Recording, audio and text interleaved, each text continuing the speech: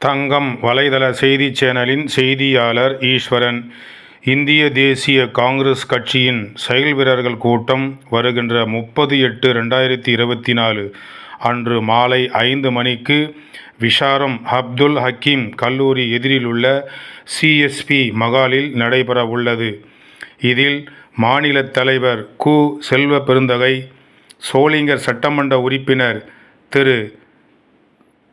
A.m.. Munirathinam MLA. அவர்கள் மற்றும் இதில் மாவட்டம் முழுவதிலும் இருந்து பல்வேறு பொறுப்புகளில் உள்ளவர்கள் கலந்து கொண்டு இந்திய தேசிய காங்கிரஸ் எவ்வாறு நாம் வளர்ச்சி பாதையில் எடுத்துச் செல்ல வேண்டும் போன்ற நல்ல ஆலோசனைகள் எல்லாம் வழங்க இருக்கின்றார்கள்.